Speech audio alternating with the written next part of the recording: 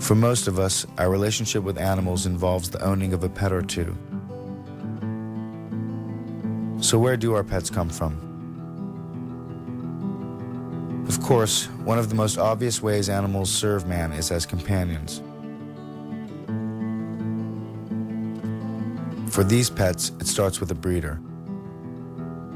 Though not all breeders are considered professional. In fact, in this profession, just about anyone and everyone can be a breeder. For pet stores, most of their animals are acquired from puppy mills, even if they may not know it.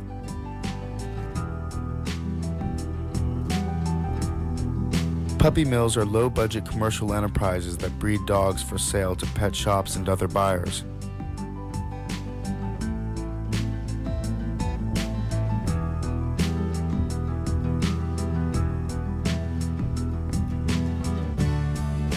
They are often backyard operations that expose animals to filthy, overcrowded conditions with no veterinary care or socialization.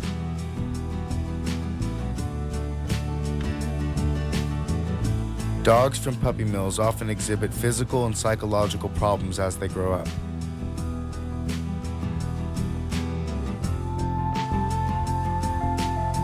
Strays, if they are lucky, will be picked up and taken to a shelter or pound where they can only hope to find a new home again.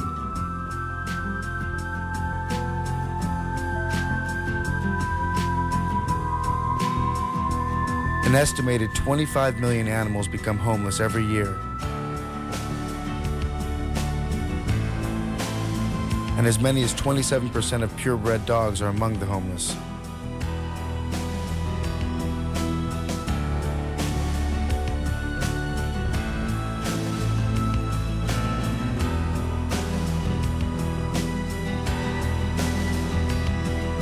Of these 25 million homeless animals, an average of 9 million die on the streets from disease, starvation, exposure,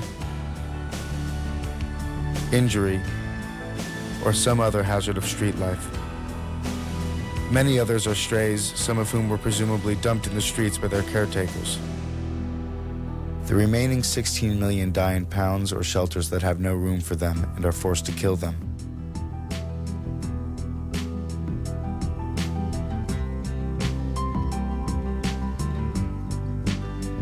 Sadly, on top of all this, almost 50% of the animals brought to shelters are turned in by their caretakers. Many people claim they don't visit shelters because it's depressing for them. But the reason animals are crowded into such dreary places as these is because of people's refusal to spay or neuter their pets. Several pet owners feel, particularly men for some reason, that neutering a pet emasculates the owner somehow. Or they may just want their children to someday experience the miracle of life, so to speak.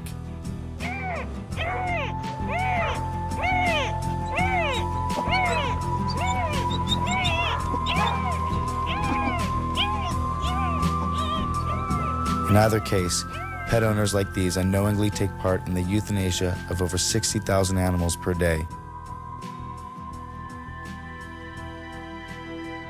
Euthanasia, generally defined as the act of killing painlessly for reasons of mercy, is usually administered by an injection in the leg for dogs and sometimes in the stomach for cats.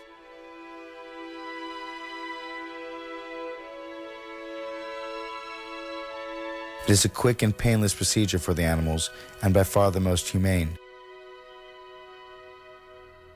but not always the most affordable.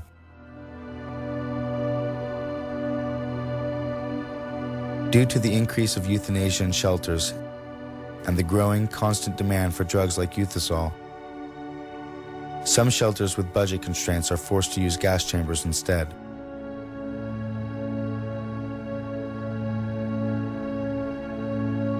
In a gas chamber, animals are packed very tightly and can take as long as 20 minutes to die.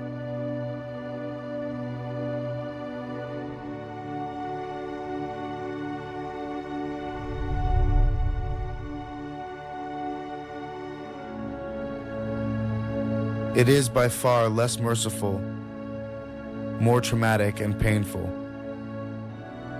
but the procedure is less expensive.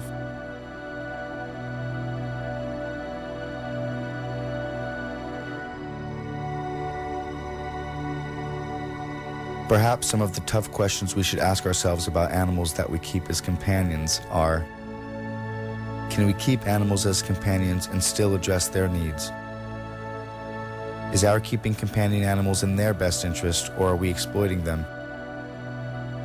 The answers to these questions may lie in the attitudes of the human caretakers and their abilities to provide suitable environments for companion animals.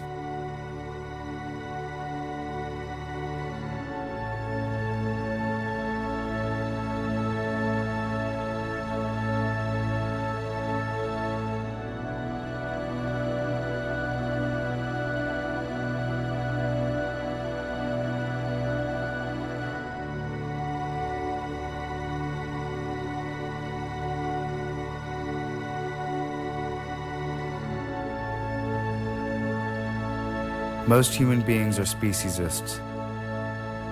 This film shows that ordinary human beings, not a few exceptionally cruel or heartless humans, but the overwhelming majority of people, take an active part, acquiesce in, and allow their taxes to pay for practices that require the sacrifice of the most important interests of members of other species, in order to promote the most trivial interests of our own species.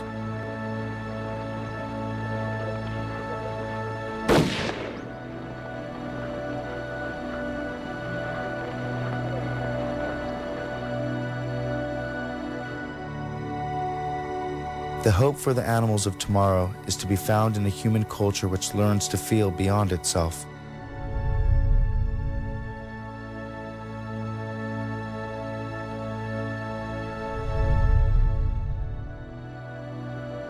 We must learn empathy.